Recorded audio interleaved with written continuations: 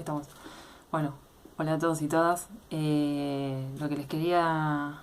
Bueno, voy a hacer este video, sobre todo vamos a seguir, va a tratar sobre los temas del anterior trabajo. Sobre todo, digamos, los puntos que vi quizás más dificultades. El 1.b, el punto 1, el ítem B, y el 3 o 4, según el archivo anterior, porque bueno, me había salteado un ítem, ¿se acuerdan que les había marcado eso? Así que, o sea, el último del trabajo. Bueno, el 1.b era sobre la diferencia entre el sentido común y el conocimiento sociológico. Como son dos formas de entender nuestra realidad social. El sentido común está más que nada basado en la experiencia personal, en lo rutinario, cotidiano, lo que vivimos día a día, lo que está incorporado por el hábito, y que justamente por eso mismo, que está naturalizado. Acuérdense de esta palabra, porque y úsenla, incorpórenla. Justamente naturalizado pensamos es algo que lo vemos como natural. No es natural, no es lo mismo que natural, que lo vemos como natural porque porque está normalizado por el hábito. Y justamente porque no le hacemos cuestionamientos. Y esa es la principal diferencia.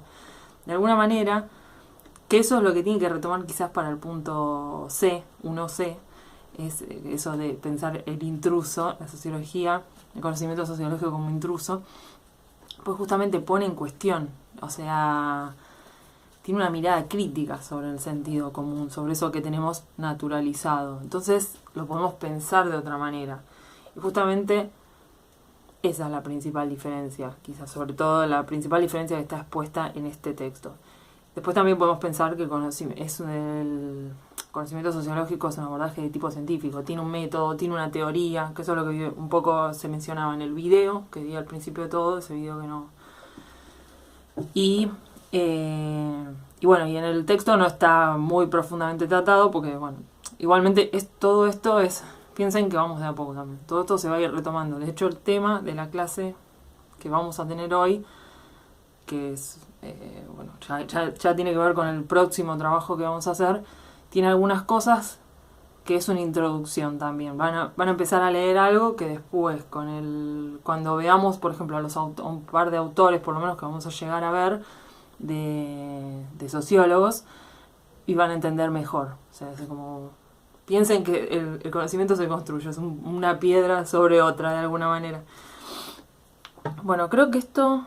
queda claro esa diferencia, ¿no? Un conocimiento que tiene un método, una teoría, que es crítico, es desnaturalizador del sentido común. El sentido común, justamente, uno no piensa mucho sobre lo que hace todos los días y tiene que ver y sobre esas creencias y todo eso que de alguna manera uno incorpora por ser parte, por estar dentro de determinada sociedad. Bueno, y todo esto tiene mucha relación, de hecho diría todos los puntos del trabajo tienen mucha relación entre sí. Con el último punto, o sea, el 3 o 4 según el archivo, pero sería el 3, que es bueno, había que leer el después. Leían el texto de Marqués, que es un sociólogo español, que se llama No es natural. La pregunta era, ¿a qué se refiere con no es natural? O sea, ¿de qué estamos hablando con lo que no es natural? ¿Por qué ese énfasis en señalar algunas cosas como no naturales? Y justamente tiene que ver con esto de ese efecto de naturalización que tenemos como efecto justamente del sentido común y de la cotidianeidad en la que vivimos. Pensamos que justamente la realidad que conocemos y que tenemos tan incorporada es... yo no sé si siempre pensamos que es la única posible, pero quizás a veces ni siquiera nos ponemos a pensar si hay otras. Bueno, esto es lo normal. Y sobre todo esa idea también de normal, que está ahí mencionada en el texto en un momento, ¿por qué pensamos que ciertas cosas son normales? Y justamente por eso, por pertenecer a determinada sociedad, determinada época, determinado espacio, porque podemos pensarlo también. Una cosa es este punto del planeta y otra cosa es otro punto del planeta. Y también, una cosa es esta época y otra muchos años atrás. Que eso lo habíamos, creo que en el punto 2, o sea, con eso de hacer el ejercicio de pensar, me parece que quedó bastante claro. Y en algunas cosas que... esperen que esto... Bueno, a ver. Bueno, esto. Y lo de pensar, justamente, naturalizado no es lo mismo que natural. ¿Sí?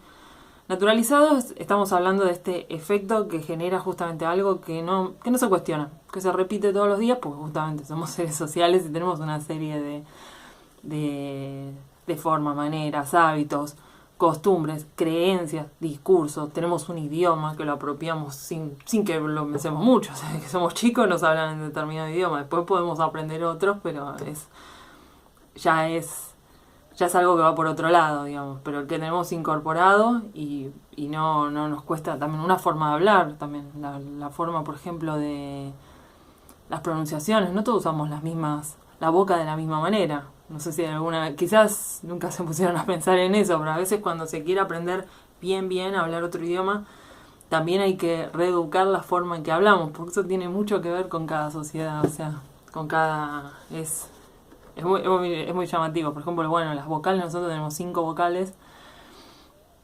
y los franceses tienen... yo me acuerdo que hice un cursito así, pero no me gustó mucho aprender francés, pero tenían como...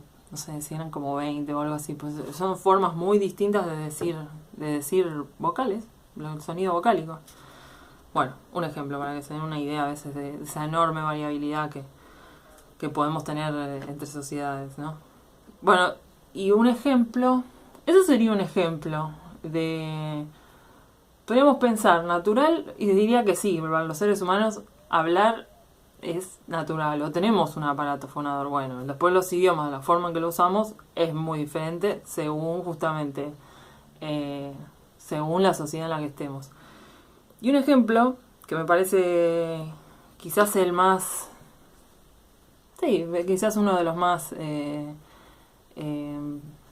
bastante claro, espero, pero es el de comer, la comida, por ejemplo. Uno puede pensar, para hacer esta distinción entre lo natural y lo social. Entonces lo natural es algo que compete al ser humano como entidad biológica, o sea, tenemos ciertas necesidades, tenemos un cuerpo que tiene ciertas necesidades fisiológicas, una de ellas es alimentarse, o sea, necesitamos energía para funcionar. Bueno, sí, eso es todos los seres humanos, todos. Pero ahí entramos a la parte que sería lo social, lo variable, lo contingente, lo que cambia justamente a través del tiempo o a través del espacio. O sea, no es lo mismo estar acá o entre los grupos también. O sea, dentro como creo que en el otro video también lo mencionaba, no es lo mismo estar dentro de una misma ciudad, tenés diferencias entre grupos sociales. Se puede hacer distintos niveles de diferenciación, digamos, ¿no? Y bueno, pensemos, comer es necesario, necesitamos ingerir alimentos, pero ¿cómo? Es muy variable, extremadamente variable. Por ejemplo, piensen, todo eso tiene que ver con la sociología, de hecho, o también, bueno, la antropología, porque yo estudié antropología sociocultural que solapa mucho el campo de estudio. Por ejemplo, la comida, cómo se preparan los alimentos, cómo se obtienen, qué se come y qué no se come, ese tipo de decisiones, piénsenlo en, qué sé yo, por ejemplo, qué animales se comen y qué animales no se comen. Cada sociedad tiene diferentes valoraciones con respecto a eso.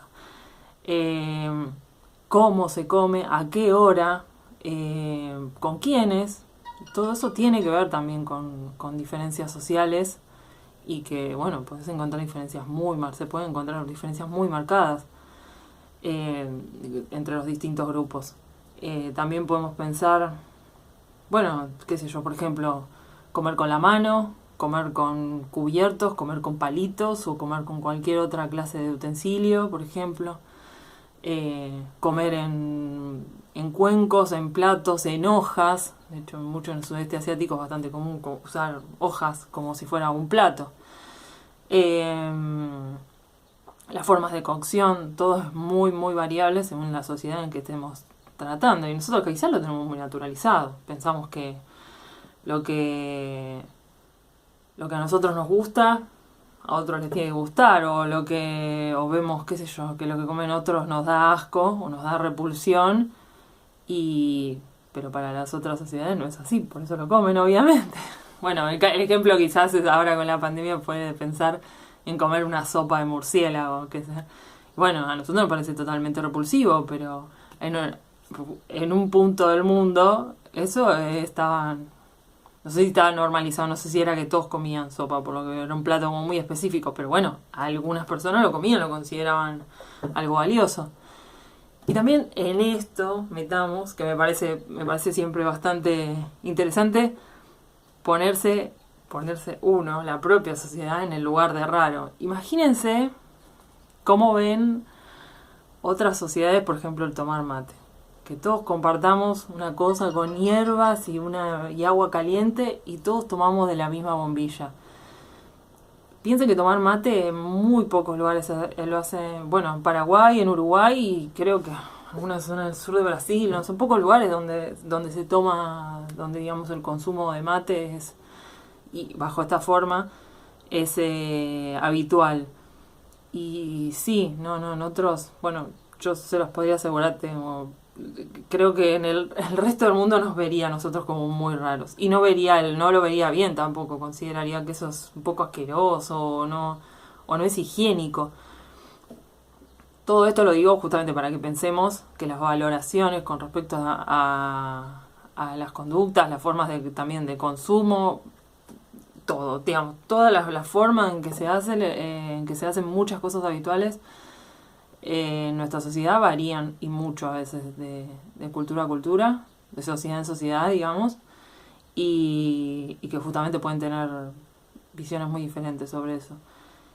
Y, bueno, ese era el ejemplo que el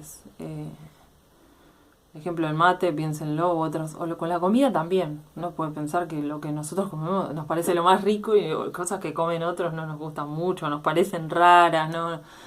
Creo que es bastante habitual, al menos yo lo vi muchas veces de mucha gente que, no sé, la comida de otros lugares no les gusta y eso, y bueno, por ejemplo, yo tengo un tío que vive en Australia y se llevó alfajores como un manjar, le encantan y se lo ha dado a amigos que viven allá en Australia, que bueno, que se criaron allá.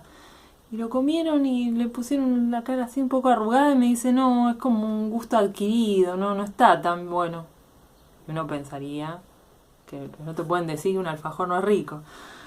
Pero bueno, se ve, es parte de todo esto, que es un ejemplo quizás muy aislado, pero bueno, es lo que quiero que lo utilicen, que lo piensen.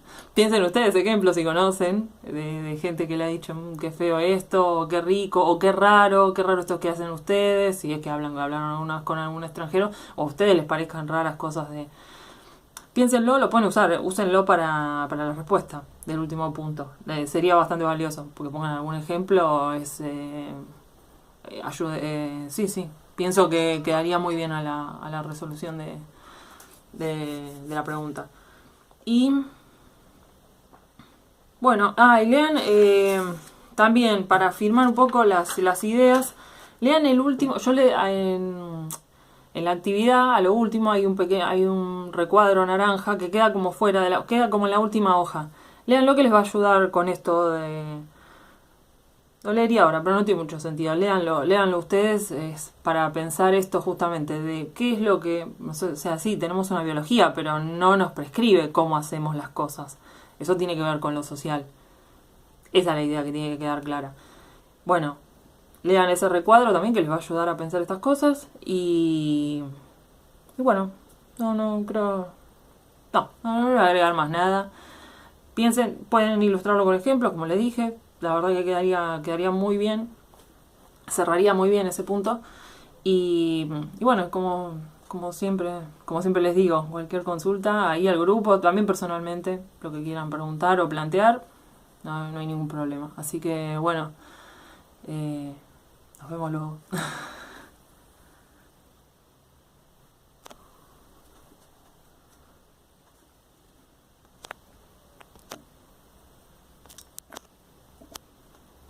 No me anda muy bien esto, ¿eh? Perdón.